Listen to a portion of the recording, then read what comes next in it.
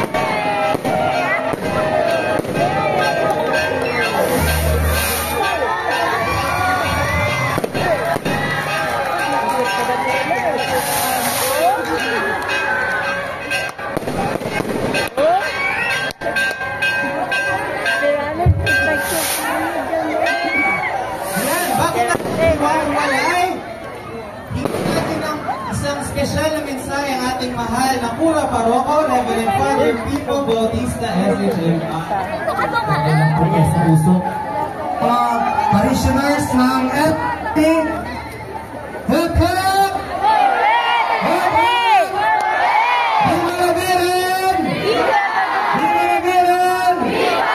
So nakikita nyo yung ating pasad ng simbahan. Kulang na lang po ito yung krus, yung inaw ng kampana.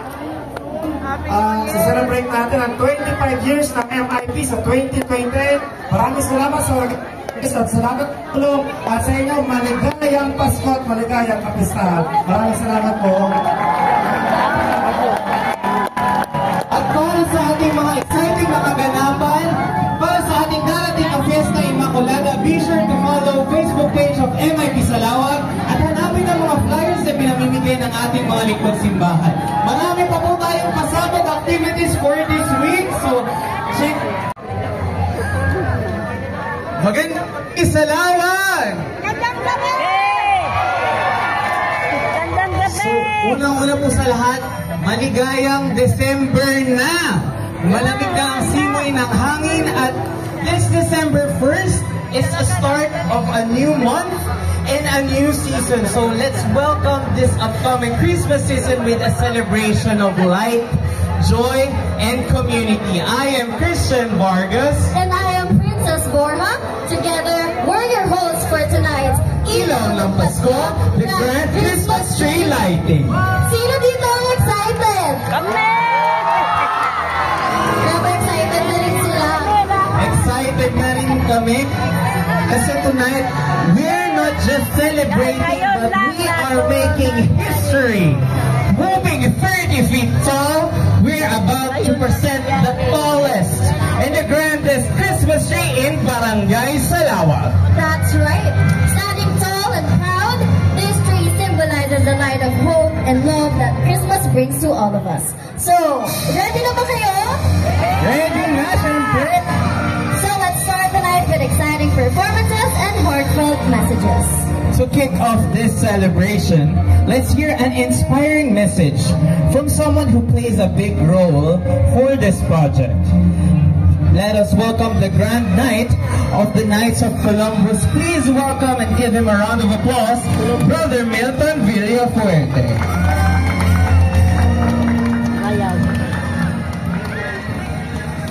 Okay. Magandang gabi po sa inyo lahat. Gandang gabi din! On behalf of the Mary Immaculate Parish, Knights of Columbus at ng iba't ibang lingkod simbahan, I'd like to warmly welcome you all to this special occasion of the grand lighting of the Christmas tree in Barangay Salawag. Sa gabiring ito, kasabay na ipagdiriwang ng Knights ang ng worldwide activity na tinatawag naming Light Up for Christ. Sabay buong kaunting impormasyon lang po regarding sa ating Christmas tree. Katulad ng sinasabi, ito po ay 32 feet kasama yung parol sa dulo, making this the tallest Christmas tree in Barangay Salawag. May kabuuang bilang na 250 parols of different sizes ang kasama sa Christmas tree na ito. Magko-commercial na ako. Patuloy pa po kaming tumatanggap ng mga sponsor ng parol. Lumapit lang po sa kahit sinong member ng Knights of Columbus o kahit kaninong lingkod simbahan o sa parish office. Ngayong gabi, sabay-sabay po tayong nagtitipon hindi lang upang ipagdiwang ang panahon ng Advent, Ayun lang nangyari. kundi upang ipakita ang liwanag ni Kristo sa ating mga puso at komunidad. Habang tayo po ay naglalagay ng mga kandila at nagdarasal, naaalala po natin na si Kristo ang tunay na liwanag ng mundo. Kagaya ng kanyang bibigay ng pag-asa at kagalakan sa ating lahat, tayo rin po ay tinawag na magbigay ng liwanag sa ating kapwa sa pamamagitan ng malasakit, kabutihan at pananampalataya. This event is a symbol of our shared commitment to living out the values of charity, unity, fraternity, and patriotism. Together, we are not just lighting up our surroundings, we are lighting up the world with the love and peace of Christ. Muli, maraming salamat sa pagdalo ninyo sa gabing ito. Naway patnubayan tayo lahat ng Diyos. Maraming salamat po! Maraming salamat. Maraming salamat din po, brothers.